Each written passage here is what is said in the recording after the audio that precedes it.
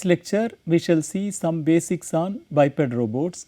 We shall also see some results on the kinematics and trajectory planning for stable walk of a biped robot with flat foot.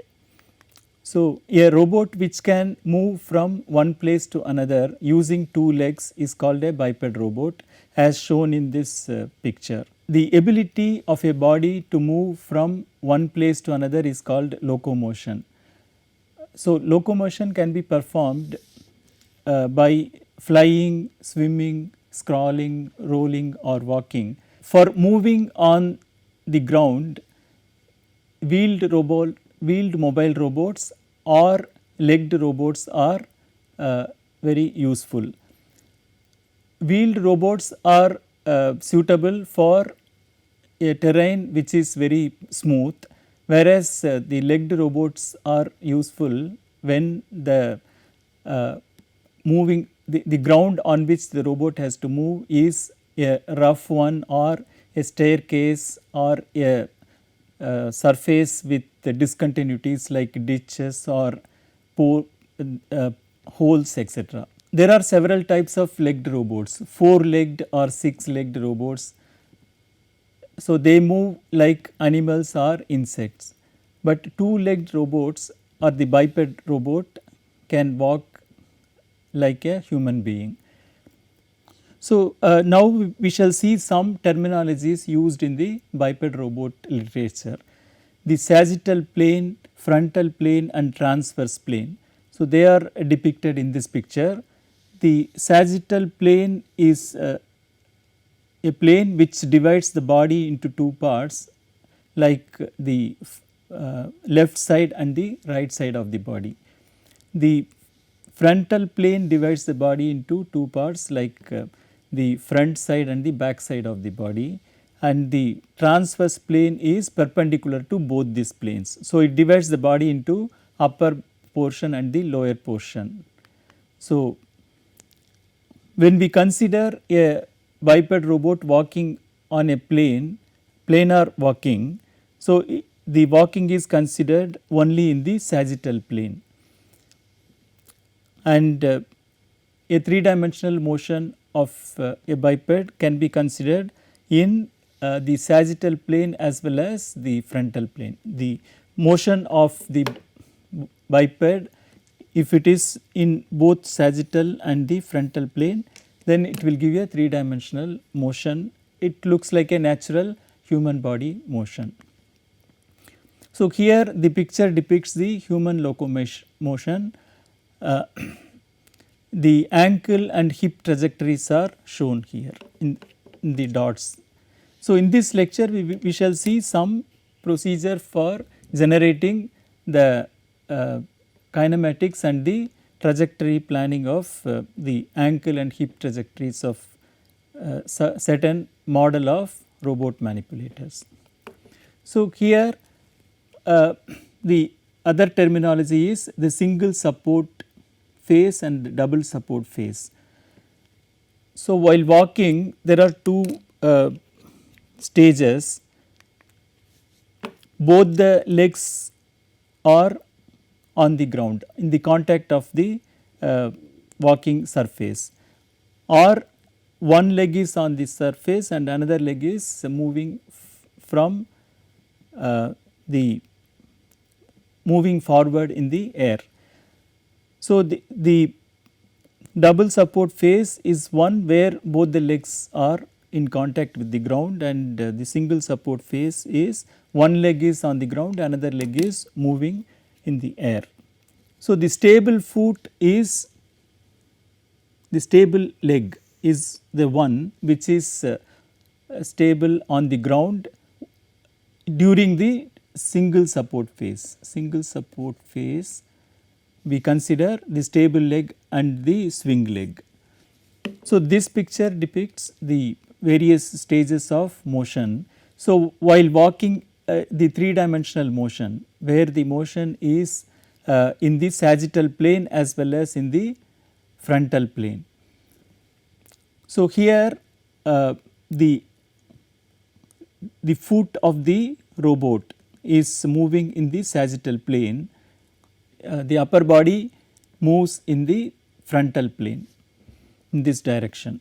So, the first position is shown here.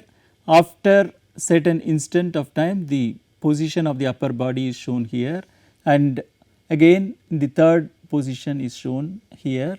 So, it shows that the upper body is moving, swinging from one side to the other during the walking, while the swing leg is taking its position from one position to the other position like this. So, the end position is given here. The upper body motion at various stages are shown in this picture. In order to remain stable, the robot's center of gravity should lie on the support region, the polygon of support. So, the polygon of support is nothing but the smallest polygon that can be constructed by connecting the points of contact of the robot with the surface. So, for example, in the double support phase, both the foot are touching the ground. So, the polygon which can be constructed by connecting all the support point is shown by this picture, whereas in the single support phase only one foot is on the ground, another foot is on the air, it is moving. So, the support polygon is only below the foot which is on the contact of the ground.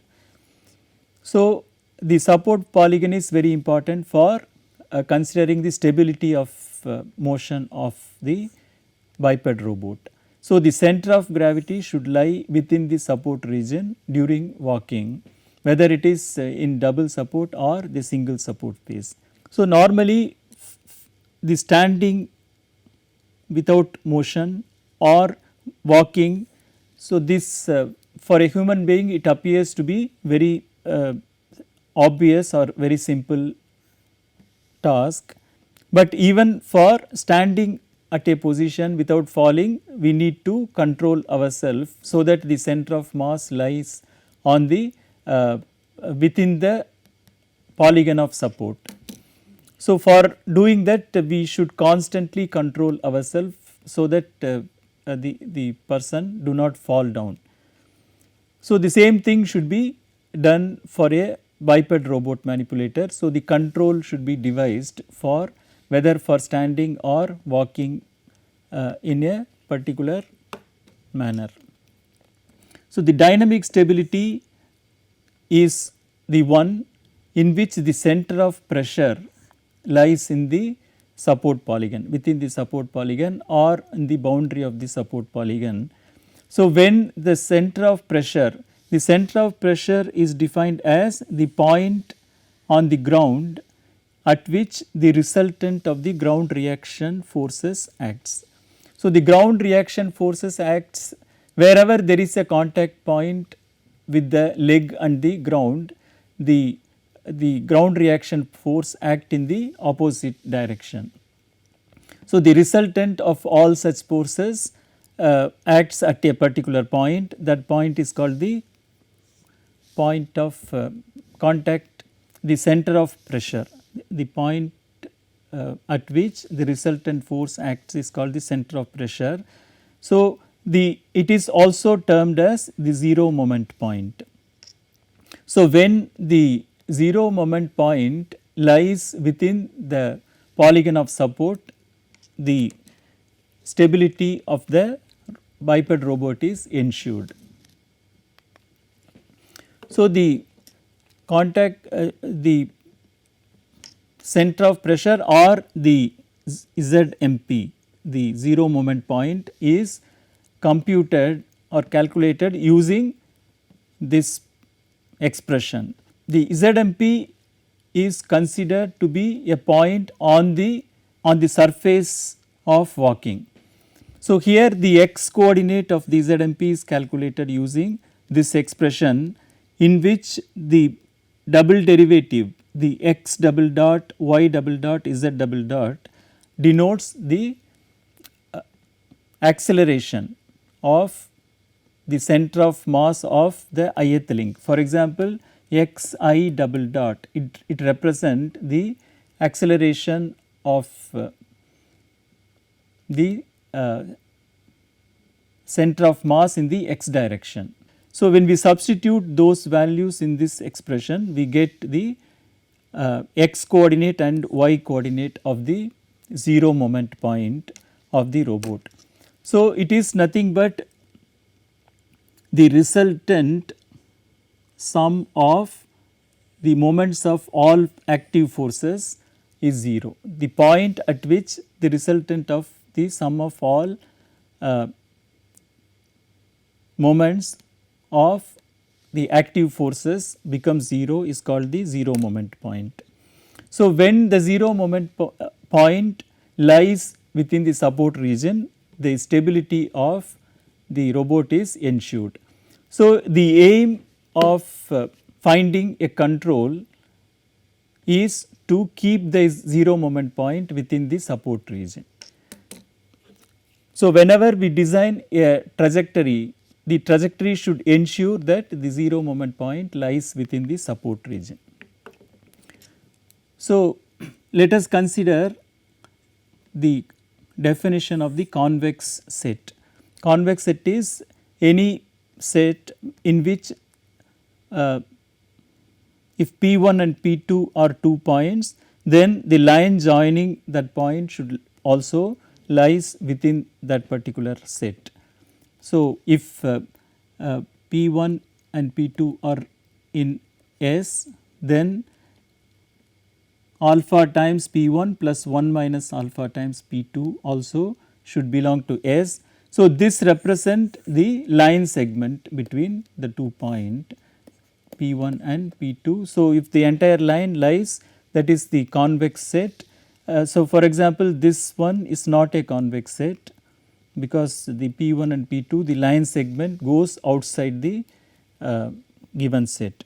So, the support polygon when we construct, it is always a convex set and it is required for the stability of for analyzing the stability of a biped robot.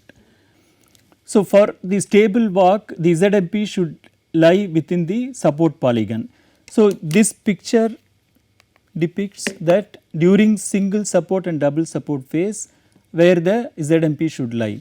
So, here in the double support phase, both the feet, the first and second feet are in contact with the ground.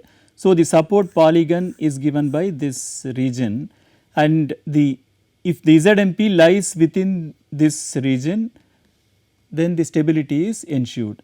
So, while the single support phase where one leg is on the ground, another leg is moving on the air.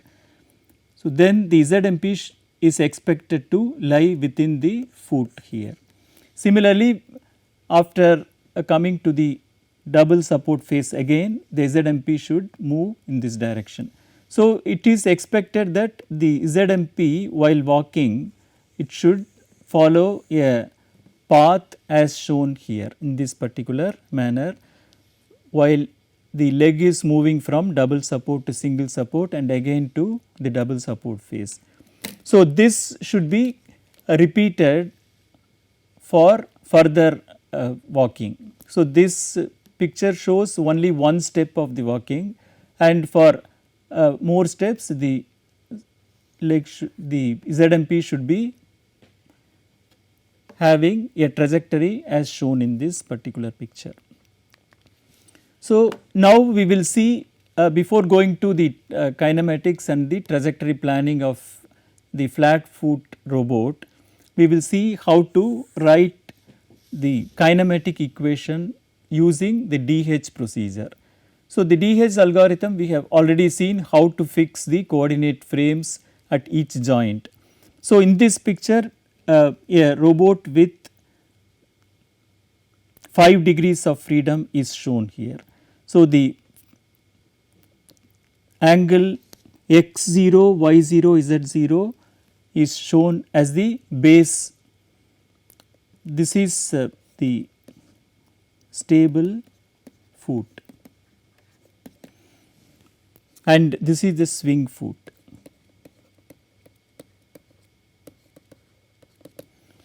So, Z0 is the axis of rotation at the ankle of the stable foot, Z1 is the axis of rotation at the knee joint of the stable foot, and the hip joint Z3 is the axis of, Z2 is the axis of rotation, and Z3 is the axis of rotation at the second hip, and Z4 is the axis of rotation in the knee of the swing leg. So, these are the 5 rotation axis of rotations shown here, all of them are parallel. During the entire walking, the axis Z0, Z1, Z2, Z3, Z4, all of them maintain a parallel direction during the walking. So, it is now easy to fix the x direction and y axis at each joint, and then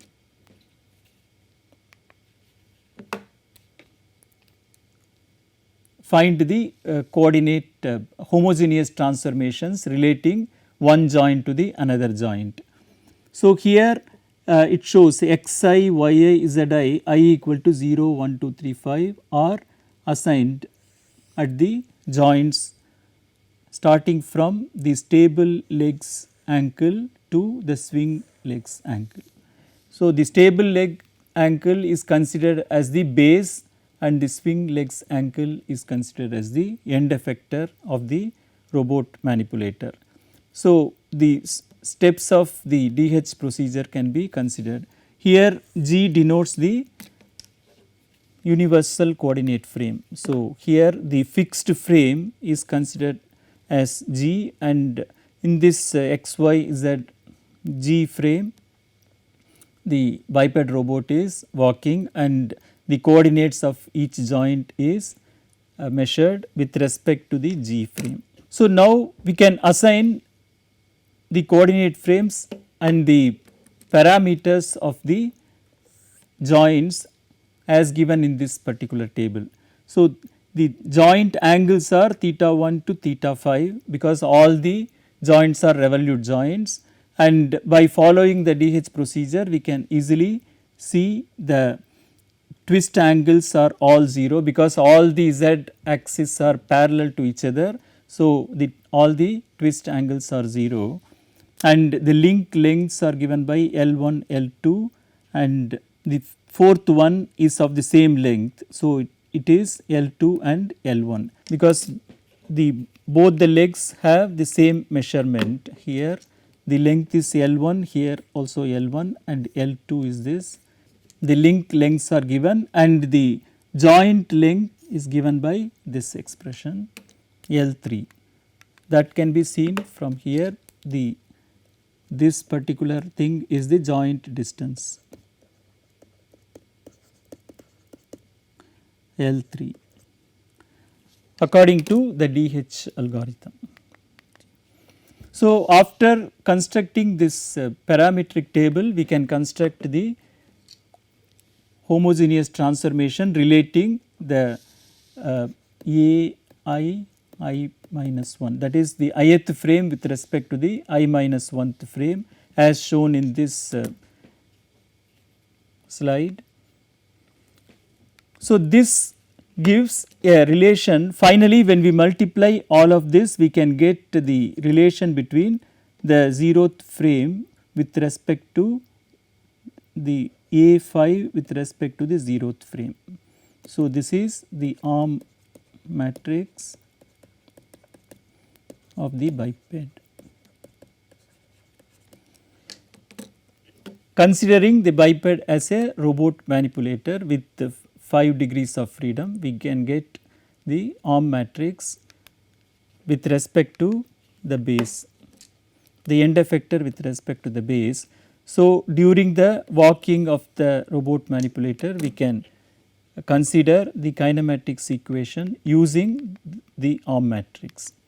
So, now we will see a particular example of a biped robot with flat foot. So, here we consider the biped with the 2 legs and with 4 degrees of freedom. So, here the angle of rotation is at the knee joint and the hip joint for one leg. Similarly, at knee joint and hip joint for the second leg, the foot is considered to be a flat one. So, it is slightly different from the previous model where a rotation is considered at the ankle joint also. So, if you remove the rotation at ankle joint, so the model which we are considering now is with the flat foot. So, now we consider the biped model with the flat foot as given in this picture, and the parameters of the biped robot is given here. The length of the various joints, various links are given here. HK, this length HK is given to be 14 and KA is given to be 14, the length of this one, and HU is considered to be 10 inches and this is 8. So, here it is 8 and then here it is 10 units of length. Similarly, the mass of each link is also given as M1, M2 and M6 and M5, and it is considered that the 2 legs are identical, whether the length and masses are identical to each other. So, using this particular model, we will construct a trajectory for stable walking of the biped robot. So, we consider that each leg has 2 degrees of freedom. It is considered as a 2-arm manipulator. Each leg is considered as a 2-arm manipulator separately, and all the joints are revolute. So, the hip joint is considered as H, the knee joint is K and the ankle joint is A as shown in the picture. So, during the walking, the hip for generating the hip trajectory, we consider the stable ankle joint is the base and the hip joint as the end effector of the robot manipulator. In this picture, we can see that the stable leg, which is shown in the red color, the ankle is considered as the base and the hip joint is considered as the end effector. Similarly, for the swing leg, which is in the blue color, the hip is considered as the base and the ankle is the end effector, and they are considered as a 2-arm manipulator, and their kinematics and inverse kinematics can be calculated very easily as we have already seen. So, now let us consider the trajectory of the swing leg. Swing leg has 2 coordinates, that is x coordinate and the z coordinate. The boundary conditions for the ankle trajectory for the swing leg, we consider it to be like this. At initial time t0, the x coordinate of the ankle is at xi, and at the final time tf, the x coordinate of the ankle is at xi plus xf. So, as shown in this picture, this is the point, xi is the x coordinate and xi plus xf is the x coordinate at this position. This is xi plus xf 0 0. I think this is the value, and the velocity at the initial time is 0 and the velocity at the final time is 0 in the x direction, and the z coordinate of the ankle is, it depends on the x coordinate. So, it is a curve which z which has a relation between z and x here in the z x plane. So, x z a at initial position of x 0 is 0 and z a ankle z coordinate of the ankle at final position is 0 again. Z a at the middle position is given by h 1, that is at the middle position the height is h 1 and the velocity at the middle position of the z component is 0, because the z component is slowly increasing and the maximum value is h 1, then it should start decreasing the z value. So, the derivative is equal to 0 at the point, the middle point x m. So, using this boundary condition we can define a polynomial of x a t. We can write it as alpha 0, alpha 1 t, alpha 2 t square, alpha 3 t cube. Now, by putting all these 4 boundary condition we will get a trajectory like this. Similarly, z a of x can be considered as beta 0, beta 1 x, beta 2 x square, beta 3 x cube. Now, by substituting these 4 boundary condition in terms of x, we will get z a in terms of x, whereas x is in terms of t, here x a.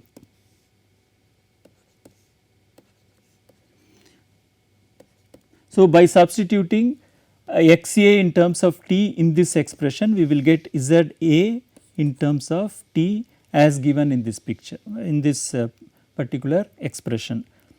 So, this gives for all time instants the position of x a and z a. So, we can get the entire trajectory as a function of time. So, we get the x and z coordinates of the swing leg trajectory as given in this expression. Similarly, we can get the stable legs trajectory as given in this 2 expression. The boundary initial and the boundary condition is given by this one. At time initial time t 0, the hip x coordinate is given by this expression, because we can see from this picture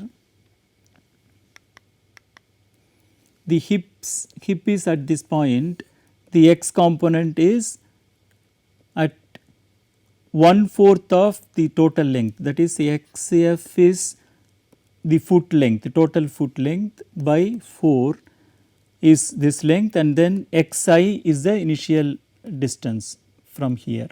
So, x I plus x f by 4, that is the hip initial position. Similarly, hip final position is given by this one. So, with x final position is given by this particular point, where x f by 4 should be subtracted from here. So, as given in this expression, that is x I plus 3 by 4th of x f. Similarly, the velocity at the initial point is v s and the velocity of the hip at the final point is v e, that is starting and end velocities. And in the similar manner, the z coordinate of the hip trajectory is given by these boundary conditions. We can observe that the hip will move in the circular path with the center at this position and radius to be like this. So, it is simply a circular path. So, the equation of a circle is given here, the radius is L1 plus L2. The total length of the leg is the radius and the center is at this particular position. So, the x and z are related by the circle with radius L1 plus L2 and center at this position. It gives the trajectory of the hip, the swing trajectory. So, now we can write the swing legs equation in terms of the angle. Whatever is given in this particular slide, in the previous slide are only the position of the end effector. Now, for achieving the end effector position, the angles theta 1 and theta 2 should be adjusted. So, we write the forward kinematic equation of the two arm manipulator equation. So, here for the swing leg, the hip is the base and the ankle is the end effector. So, as the hip is moving constantly, we will get the coordinate xat minus xht given by the formula L1 cos theta 1 plus L2 cos theta 1 plus theta 2. And similarly, the z component of the end effector, that is the ankle z component, and with respect to the base, that is zh of t, is given by this formula. So, this can be easily verified, because as time changes the base also keeps on moving, the xh and zh is moving. So, for finding the xat and zat in the moving frame, we have to use this particular expression. Similarly, the hip joint xh of t of the stable leg, it is moving in the form of a circle as given here. Up to this we have seen that how to generate the trajectory of the swing leg and the stable leg in terms of the angles.